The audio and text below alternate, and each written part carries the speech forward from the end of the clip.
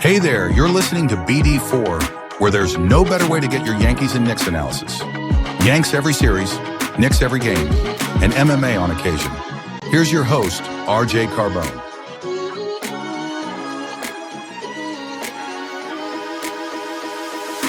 And a high drive into left center field. Stanley's going to watch another one fly. Are you kidding me? DiVincenzo a three. Bang! Bang! Knicks take a Take this time to apologize to absolutely nobody. At the wall. See ya! See ya! See ya! Mr. Nova. Anthony for three. Bang! That one goes down and the game is tied. You shook up the world again. I did it again. But God did it, man. I really just had Gonna have to. Brunson running away. Oh my! He has been the best player to put on that uniform. Ball game over. Yankees win. The Yankees win.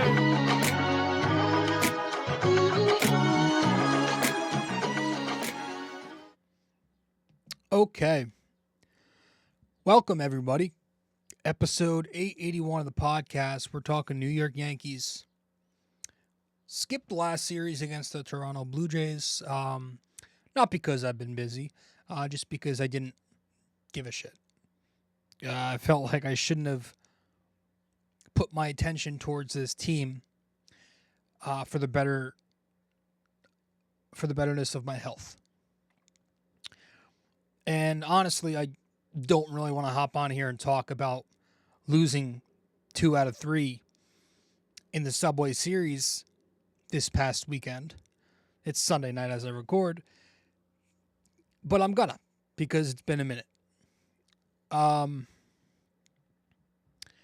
Yeah, this Yankees team is bad right now. They're bad right now, and overall, I think you can officially put a big question mark on as to what they are, because you could compare it to 2023 when they got off to a good start, folded and never recovered after some injuries. You could compare it to last year's team, which we'll talk about a little later in the show. But they're in a stretch right now where it's got Yankees fans, including myself, again, crashing out and wondering what this team is. And if you go all the way back to the end of the offseason, early spring training, kind of like the mantra of this year's team was supposed to be pitching and defense. You consistently heard everybody talk about pitching and defense, pitching and defense. Yankees media, Yankees social media, Yankees fans.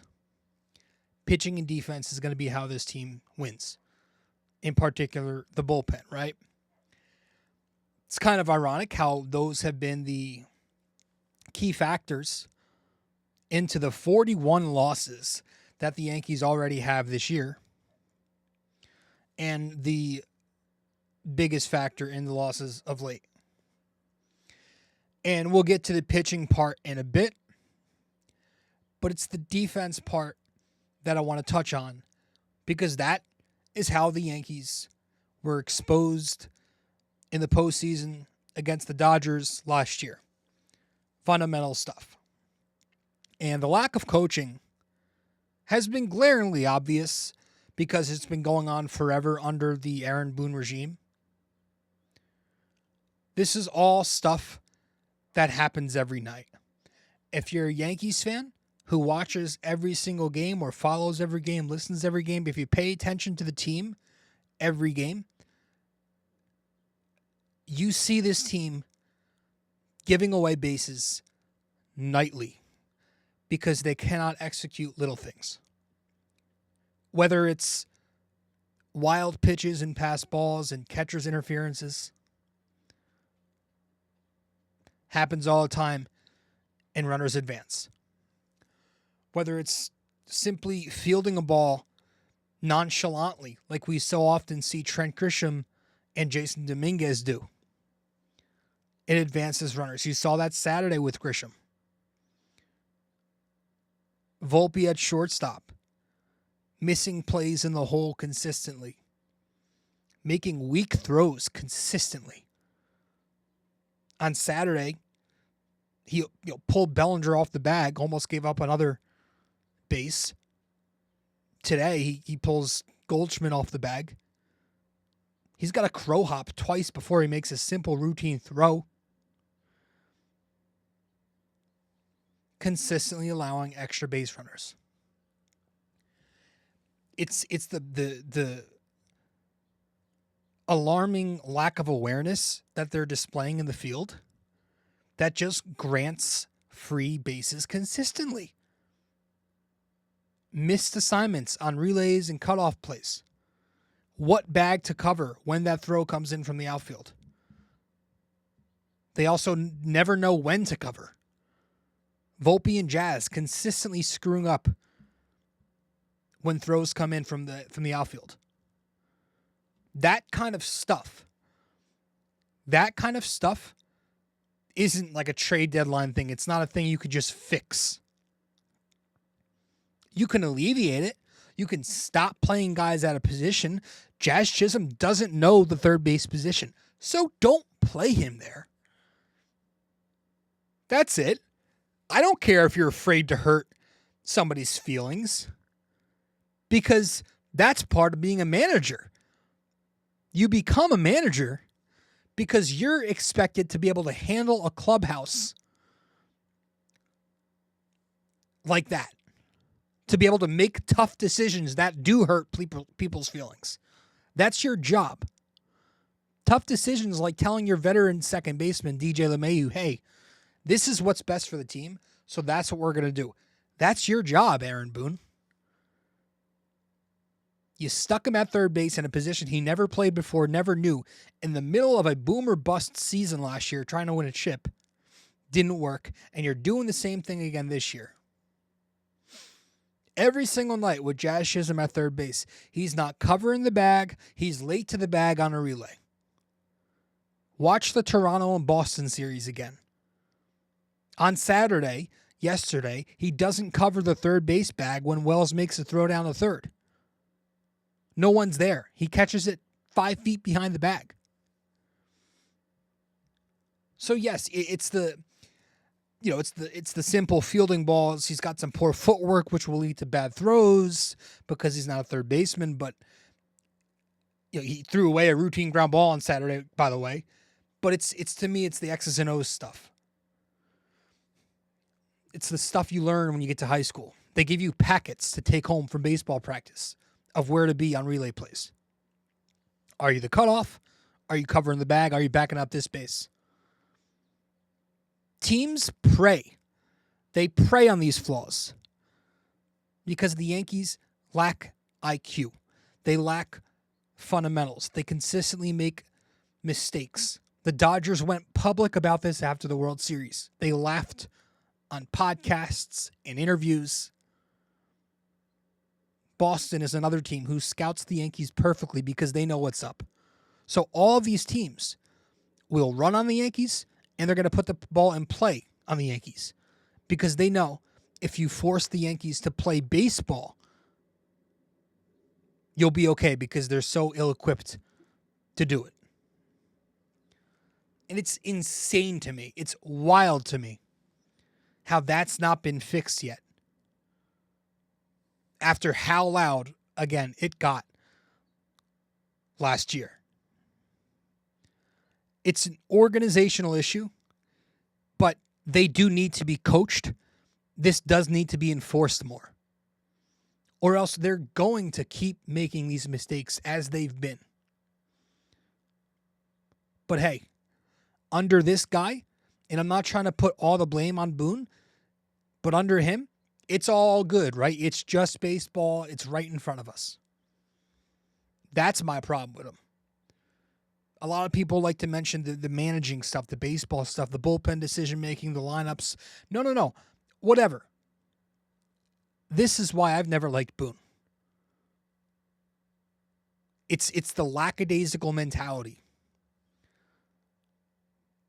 There's not throwing your players under the bus and not overreacting, but there's also the other extreme, right? And he is way too lax, which is why these mistakes keep happening. The Yankees continue to lose games for extended periods at the same portion of every season, June, July. And I don't think it's a coincidence that that's only happened under Boone. Aaron Boone, I've called him the team mom time and time again. He's the team mom. He told the Yankees how great and how wonderful they were the other day. After their loss on Friday, he tells them, hey, you guys are still the best in baseball. He'll tell the media it's okay and it's just a rough patch and it's in front of us. Even if it's not. And even if you think it is right in front of you, a natural competitor gets pissed off in these moments. But Boone, the friendly boy, the team mom attitude, that trickles down to your players. And that's why when you hear Aaron Judge talk to the media, when you hear Anthony Volpe speak to the media, when you listen to their comments, it's very similar. Because all these guys know is Aaron Boone. They're Boone raised. That's the only manager they've played under. I know Judge 2017, but it's a trickle-down effect. It's a domino effect. Now, I'm not one who really cares too much about talk, post-game comments, and all that. But again, I find it easy to root against them at times because of these participation mentalities that they seem to carry. Urgency is literally a part of competition. It's a part of leadership. So the Yankees think what they're saying is leadership, and it's this is the way to do it. We sound level-headed. We sound like we're no.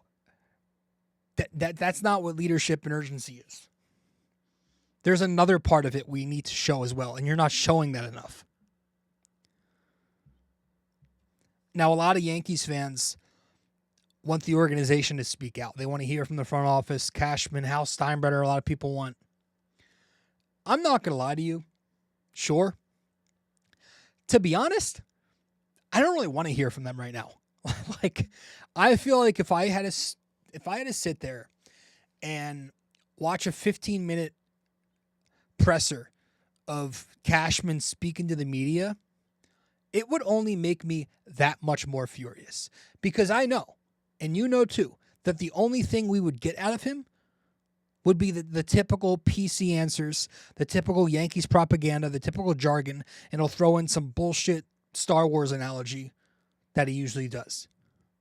You're not going to get anything. They're not going to tell you anything. At the end of the day, they just need to start winning baseball games. They've been losing baseball games, and the fundamental problems are my biggest concern. Now, there are some other concerns, more things that you can maybe address. And that's when I want to transition here and talk about this Yankee bullpen. Because this Yankee bullpen has gotten to a point where there aren't many guys that I trust, if I do. You know, I was talking to my brother, this was a couple of weeks ago, talking about who's on your top 5 Yankee reliever trust tree. And we had a hard time starting the conversation. And one of the guys I mentioned, I could only get to like 2 guys because I really don't trust any of them, was Tim Hill. And I'm like, yeah, but I trust Tim Hill, and I added to get a ground ball because that's the best we have right now. 50-50 odds. If you get a ground ball, sometimes it's going to roll into the gap.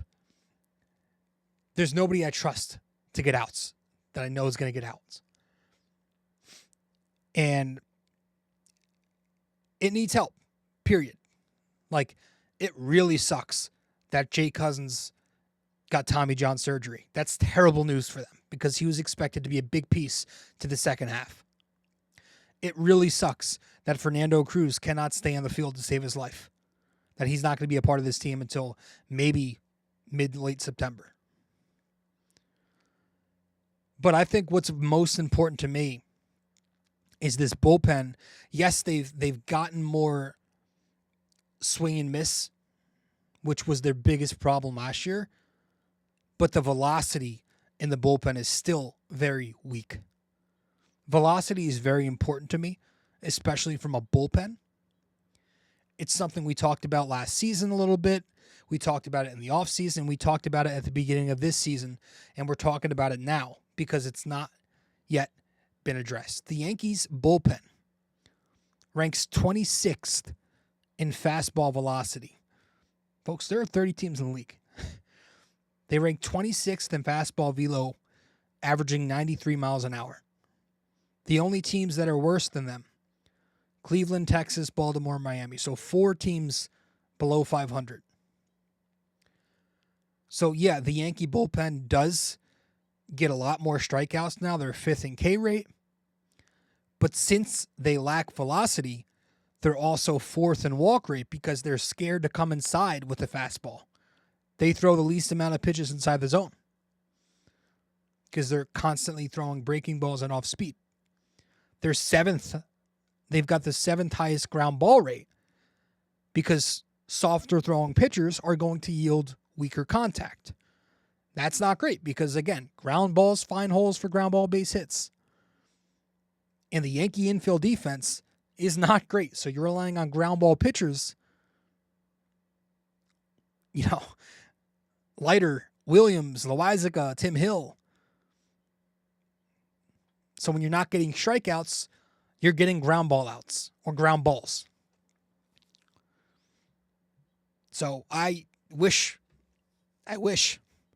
that they would have spent what they needed to on Tanner Scott or made a move for Josh Hader when they had the chance a couple years ago twice. And there's a lot of weird people who don't like or don't want the Yankees paying for brand name relief pitchers. You hear, it's like a thing you hear all the time, never pay relievers. I think that's nuts. So I don't want to hear a single one of those Yankees fans talking at all right now. I think it's a stupid take, and here's why. The Yankees bullpen approach is to not invest in top tier names, right? Let's not spend on brand name relievers because we've got Matt Blake, who is great at turning spin rate journeymen into weapons, right? Spin specialists turn into elite arms under Blake. And you got to give credit to Matt Blake for that. That's impressive development. He does a really good job, and so does Sam Breend. But the downside to that is very clear. They lack velocity because unlike with spin, you can't teach 99, 100. And all the bargain bin guys that Cashman scoops up are usually off-speed specialists and not flamethrowers. And I think it's super important in today's game where everybody focuses on launch angles and exit velos and home run hitting to have pitchers who throw heat. Guys who can throw hard to keep the ball out of play, which keeps base runners from advancing. Guys who throw hard to give you more margin for error if you pitch inside. You miss middle of the zone with 89. That's different missing middle of the zone with 99. So, regardless of the moves the Yankees make, you do have to hope at the same time that some of these guys get it together. You have to hope that the back end of the bullpen gets right because the upside is there in the back. They need Fernando Cruz healthy before October if the Yankees do get there. They need Devin Williams to find consistency with his fastball command. They need Luke Weaver to get back on track like he was earlier in the year. Those guys need to be right because the Yankee middle relief corps is very bad. Hamilton's got some of the worst control I've ever seen. Jonathan Loizaga is hit or miss, and he struggles against lefties. Mark Leiter Jr. is very prone to imploding. The rest of them are randoms. But point being, their middle relief corps is bad. So you have to rely on Fried and Rodon to give you 6+. And then on the other 3 days, the odds are the bullpen is going to get worked. So, like, you got to look for another starting pitcher. If you're going to build Heel up as a relief pitcher, right on right reliever, how many starting pitchers do you think you need? I think the plan was, like, Heel as a reliever. I thought that would have been a great plan when Schmidt was healthy. I think it's better for his health. Maybe you could still do it. It can help his fastball velocity play up. He's got the pitch mix for relief pitching. I think Efros should become a regular part of the pen now. I think he's got a pretty decent pitch mix for righties. 2-seam slider. It's a good tunnel combo. But you got to do some things, right? Can this really be fixed? If you want to fix this and try to make the Yankees World Series contenders, they've got some work to do. The Yankees have some work to do. In my opinion, if you're still trying to make this team a contender that you can feel confident going toe-to-toe against the Dodgers or even the Tigers in an LCS series or the Astros, whoever it may be, if you get there, I think at the deadline, you got to almost ignore the lineup unless it's someone like Eugenio Suarez. But even then, like, maybe just don't even look at the lineup and stack up on pitching, especially bullpen. Because as much as people bitch and complain and moan about the Yankee lineup and the offense, it's very friggin' good, guys. Like, they're top 10 in batting average. They're top 3 in home runs, on-base percentage, slugging percentage, OPS. They're top 5 in runs. They've got like 5 or 6 guys with a 120 WRC plus or better. So they're deep, they're productive, powerful, they get on base, they're consistent. They have a great lineup. That's not something I'm concerned about and something I'm focusing on and something I'm using my assets on. The pitching is bad, and it's only getting worse. And with Clark Schmidt gone, again, now you need a starting pitcher, when before you probably really didn't need one. You need at least one starting pitcher. You need at least 2, maybe 3 relief pitchers. And again, if you even have assets left over afterwards, a third baseman. But that can't be a priority until you fix your pitching. And you also, you need to figure it the fuck out in your batting order. Like, if you have expiring money, like Goldschmidt and Grisham, and you want to try and sell, do a little soft sell, think about that. You know, because you do want some kind of consistency in the batting order. One lineup against lefties, one lineup against righties. That'd be great. Move Goldie and Grisham to give Rice and Dominguez everyday playing time. Move Jazz Chisholm back to second base, please. If you want to put Candelario, I know you just scooped him up, or Nicky Lopez or Peraza, whoever the hell, at third base, do that. Have Ben Rice play everyday first base. Have him face righties. Goldie faces lefties here and there. Make sure Dominguez is your everyday left fielder against righties. But it's bad, and I'm not even going to talk about the series against the Mets itself, really. I'm going to end on a positive spin for all optimists out there. The Yankees started this season 42-25. It's a .623 win percentage across their first 67 games. Entering today, they were on a 6-16 slide, .272 win percentage across 22 games.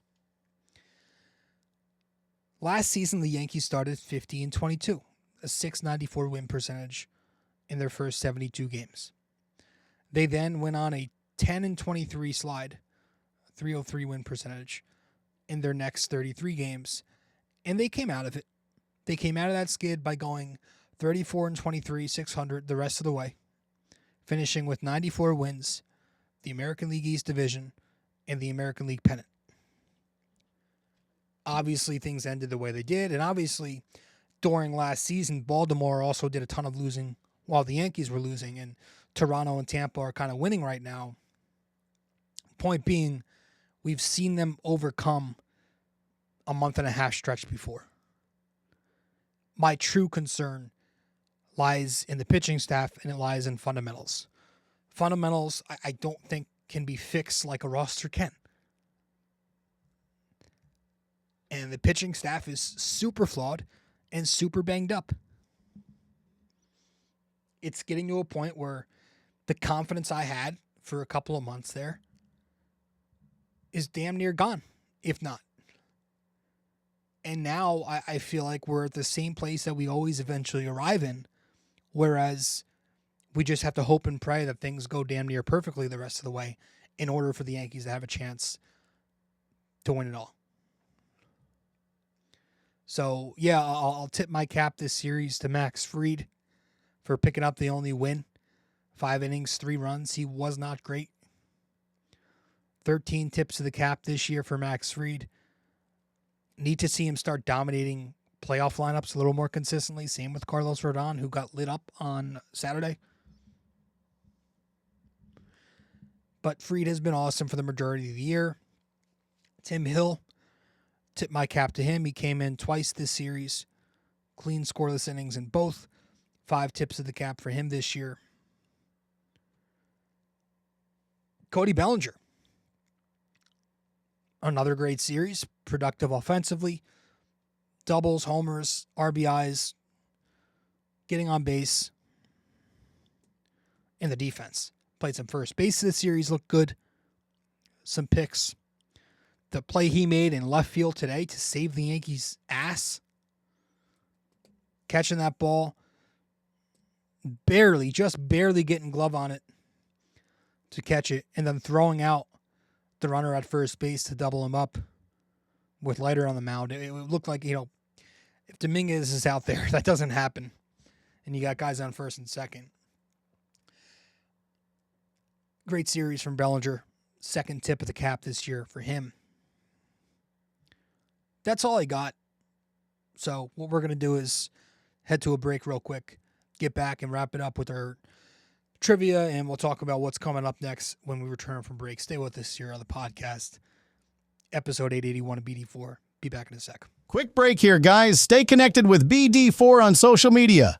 Follow us on Instagram and X at BD4Pod, and find us on Facebook by searching BD4. Don't miss out. Join the conversation. Want more BD4? Subscribe to our YouTube channel and never miss an episode. Hit that like button, drop a comment, and share with your fellow fans. Don't forget to ring that bell so you're always the first to know when a new video drops. Love BD4 but don't have the time to sit down and watch? Don't forget to subscribe on Apple Podcasts and Spotify so you never miss an episode. And if you're enjoying the show, leave us a 5-star rating and a quick review. It helps us grow and keeps the conversation going. Want everything BD4 in one place? Head to our website at bd4blog.com. You'll find links to every podcast platform, social media, and even our blog, where we dive deeper into all things BD4. Check it out now and stay connected. All right. Welcome back to the show. Appreciate you all tuning in to episode 881 here. We'll see what happens going forward. Yankees have one final homestand coming up before they enter the All-Star break next weekend.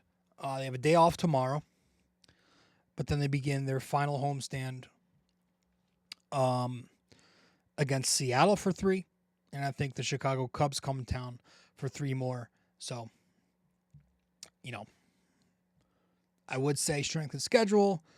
I don't think it really matters who the Yankees are playing right now. They could lose to the Rockies, the White Sox. They lost to the A's. So, yeah. Get back on track. And I do think the vibes will be a lot better if you could do that.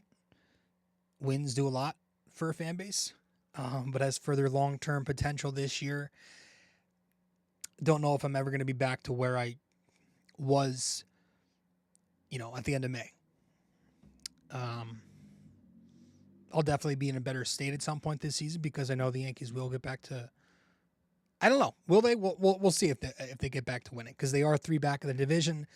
And again, you had 2023 in your mind all the time. You have it on your mind. So like it could very well be the case where I know Judge isn't the one who went down, knock on friggin' wood. But like Schmidt's a big injury. Heel has to be healthy. You know, that's not a guarantee. Bullpen. I don't know.